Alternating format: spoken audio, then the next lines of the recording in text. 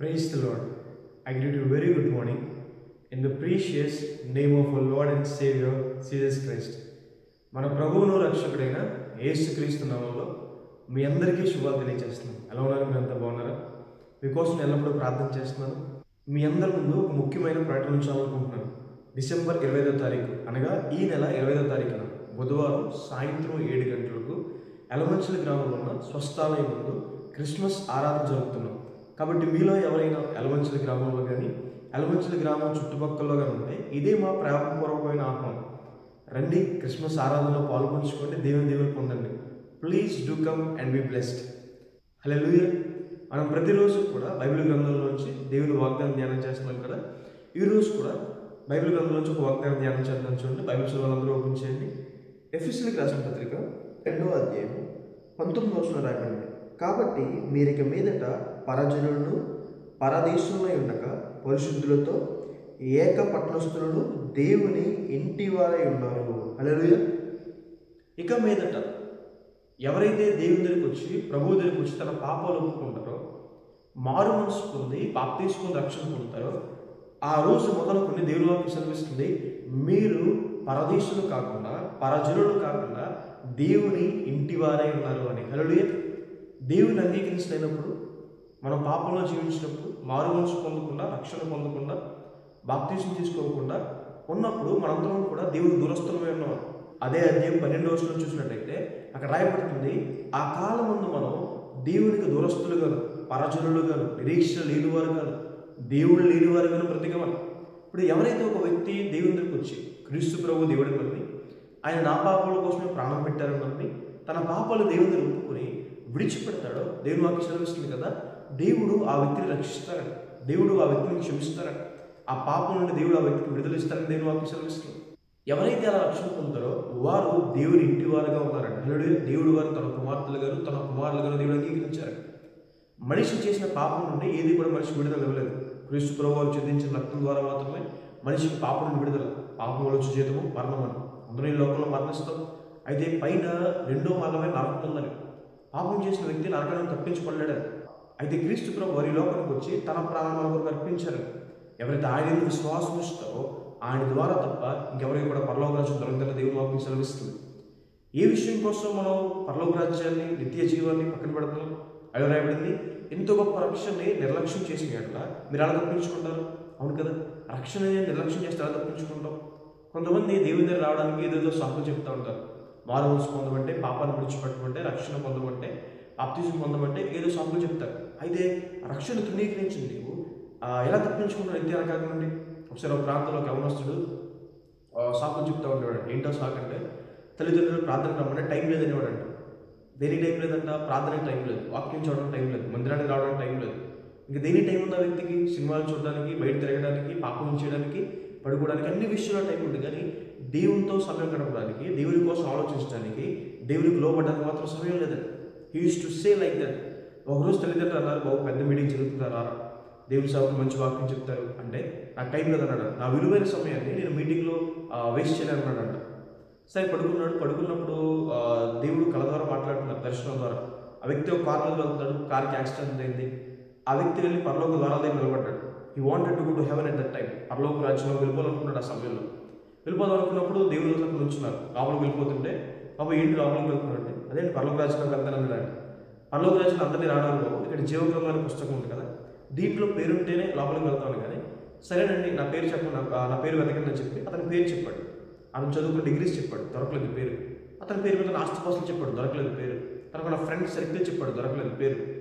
తర్వాత తన తల్లిదండ్రుల పేరు చెప్పాడు, వాళ్ళ పేర్లు అయితే ఉన్నాయి.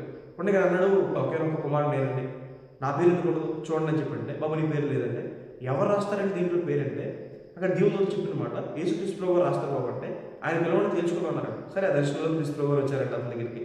వచ్చినప్పుడు ప్రభు వేసి నా పేరు ఎందుకు రాయలేదంటే అప్పుడు దేవుడు చెప్పారంట, నాకు సమయం దొరకలేదన్నారంట ప్రభు. నిజమే. ఈరోజు ఏ కారణం అయితే దేవుని దగ్గర రాకుండా, ప్రభువుని అంగీకరించకుండా, పాపాన్ని విడిచిపెట్టకుండా, మారు మనసు పొందకుండా, రక్షణ పొందకుండా ఈరోజు నువ్వు ఏ కారణం అయితే చెప్తున్నావో, ఒకరోజు దేవుడు నేను పరలోక రాజ్యంలో చేర్చుకోకుండా ఉండడానికి, దేవుడిని ఆశీర్వదించకుండా ఉండడానికి అదే కారణం చెప్తే ఏమైపోతాం? అయితే ఏ వ్యక్తి అయితే క్రీస్తు ప్రభువుని అంగీకరించి తన పాపాలు దేవుని దగ్గర ఒప్పుకొని విడిచిపెడతాడో ఆ వ్యక్తి రక్షణ పొందాడు. ఆ వ్యక్తికి మీదట పరజనులు కాదు, ఆ వ్యక్తికి మీదట ఆ దేవుడు లేనివాడు కాదు, ఆ వ్యక్తికి మీదట నిరీక్షణ లేనివాడు కాదు. ఆ వ్యక్తి దేవుడు కలిగిన వాడు, దేవుని ఇంటివాడు, దేవుడికి సమీపస్తుడు అని. హల్లెలూయా. దేవుని కుమారుడు, దేవుని కుమార్తె అయినారని దేవుని వాక్యం చదివిస్తుంది. హల్లెలూయా. దేవుని ఇంటి వారిగా అయినందుకు, మారు మనసు పొంది రక్షణ పొందినందుకు దేవుడికి మీదట చేసే మేలేంటి అవి చదివిస్తుంది.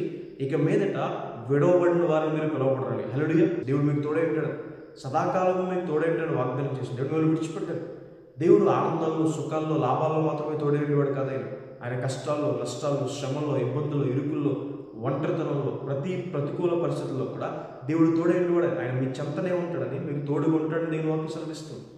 యాకోబుకి ఎవరూ తోడుగా లేనప్పుడు కూడా దేవుడు యాకోబుకు తోడయండి, యాకోబుతో మాట్లాడి ఆశీర్వదించాడు. లాభాన్ని మోసం చేసినా సరే దేవుడు యాకోబుని ఆశీర్వదించాడు. యోసేపుకి ఎవరో లేని దేశంలో, ఎవరో తెలియదు, భాష కూడా రాదు, అలాంటి దేశంలో యోసేపుకు తోడయండి, యోసేపుని హెచ్చించిన దేవుడు మీకులో తోడై ఉంటాడు. మీ జీవితంలో కూడా దేవుడు వేలు చేస్తాడని దేవుని వాక్యం సెలవిస్తుంది. కాబట్టి విశ్వాసం ఉంచండి. దేవుడు రక్షించబడిన వారైతే, మీరు ప్రభువుని అంగీకరించిన వారైతే మీరు విశ్వాసం కలిగి ఉండండి. దేవుడు మీకు తోడై ఉన్నాడు. షడ్రక్ మేషక్ అబేద్నెగోను అగ్నిగుండంలో వేసేస్తానంటే మరి అదే అంటారు కదా, మాకు చింత లేదంటారు.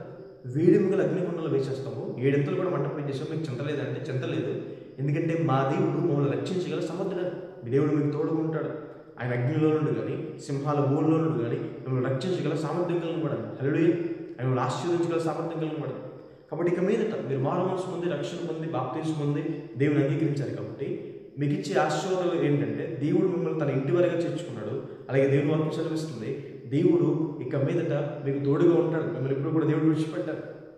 ఇక మీదట దేవుడు పోషిస్తాడని దేవుని వాక్యం సెలవిస్తుంది. ఇక మీదట పేదరికం రాకుండా దేవుడు మనం పోషిస్తాడు. ఆయన మనం పోషించేవాడు. మొదటిగా దేవుడు తన వాక్యం ద్వారా, వాక్య ఆహారం ద్వారా దేవుడు మనం పోషిస్తాడు. అనుదిన ఆహారం, దేవుని మాట, దాని ద్వారా దేవుడు మనం పోషిస్తాడు. మనుషుడు రొట్టె వల్ల మాత్రమే కాదు, దేవుని నోటి నుండి వచ్చి ప్రతి మాట వల్ల ఏం చేస్తాడు, జీవిస్తాడని దేవుని వాక్యం సెలవిస్తుంది. హల్లెలూయా.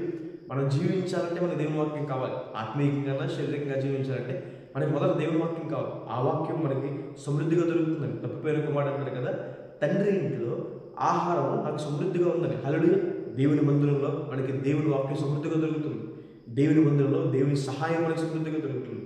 దేవుని మందిరంలో దేవుని ఆశీర్వాదం మనకు సమృద్ధిగా దొరుకుతుంది అని. హల్లెలూయా. దేవుని మందిరంలో దేవుని ఆదరణ మనకు సమృద్ధిగా దొరుకుతుందని. అలాగే ఈ లోక విషయంలో, శరీర విషయంలో కూడా దేవుడు మనల్ని పోషిస్తాడు. ఏలియా గారిని కరువు సంవత్సరాలు కూడా కాకుల ద్వారా దేవుడు పోషించాడు. కాకులతో వాస్తవాన్ని పెట్టే స్వభావం కాదు, అయినప్పటికీ కూడా దేవుడు ఆజ్ఞాపించాడు. కాబట్టి కాకులు ఉదయం సాయంకాలంలో కూడా ఏలియా గారికి మాంసం తీసుకొచ్చేస్తున్నాయి. హల్లెలూయా. దేవుడు పోషించాడు, భయపడద్దు. ఒకసారి ఒక ప్రాంతంలో రష్యా దేశంలో యుద్ధాలు జరుగుతున్న టైంలో ఒక బాబు ఉన్నారు.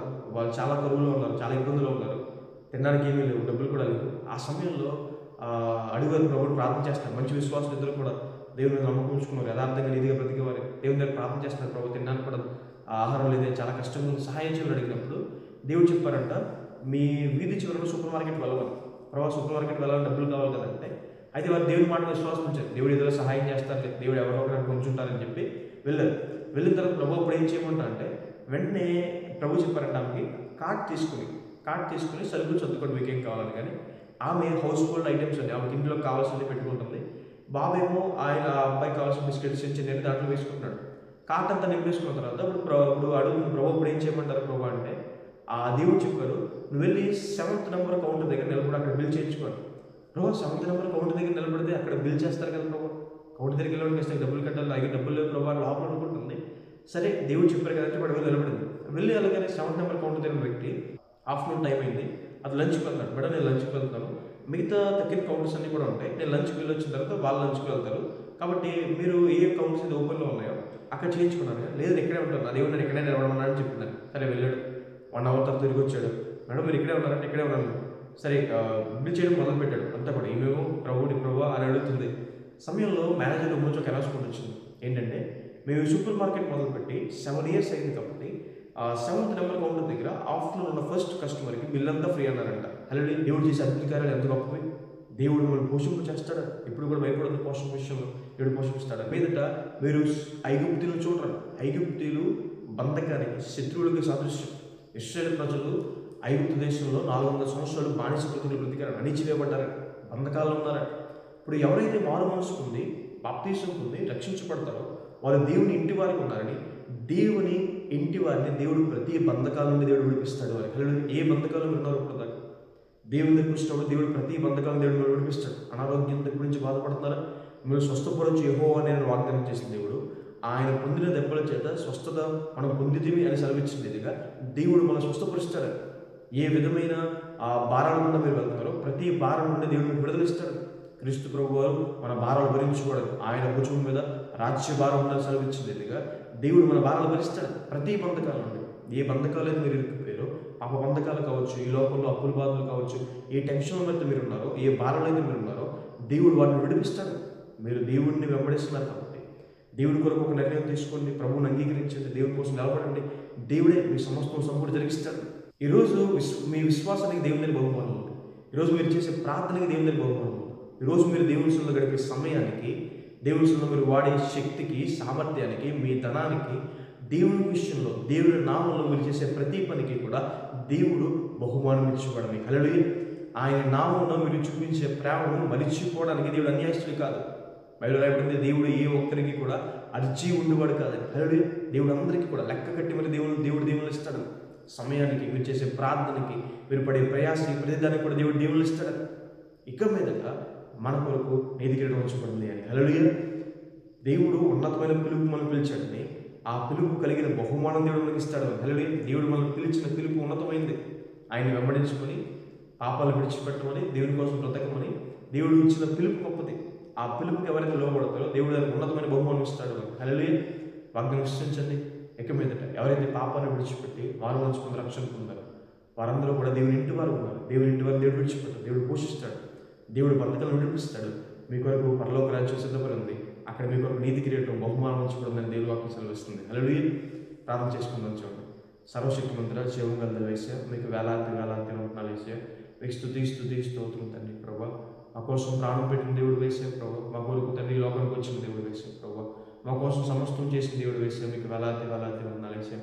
ఎందరైతే దేవుడు విశ్వాసం ఇస్తారో ప్రభా, వారిని మీ కుమార్తెలుగా ప్రభా, మీ కుమారులుగా ప్రభా, మీ ఇంటి వారిగా చేర్చుకున్నందుకు దేవా మీకు వేలాది వందనాలు యేసయ్యా. మీకు స్తుతి స్తోత్రం తండ్రి. మీ ఇంటి వారిని మీరు విడిచిపెట్టరని ప్రభా, మీ ఇంటి వారికి ప్రభా యేసయ్యా, మీ వద్దకు వచ్చేవారు మీరు ఎంత మాత్రం త్రోసివేరని ప్రభా, మీ వద్దకు వచ్చేవారి వద్దకు మీరు వస్తారని ప్రభా యేసయ్యా. వారిని తండ్రి వారి కష్టాల్లో, శ్రమల్లో, ఇబ్బందులు కూడా వారికి మీరు తోడే ఉంటారని ప్రభా, మాతో మాట్లాడినందుకు దేవా మీకు వేలాది వందనాలు యేసయ్యా.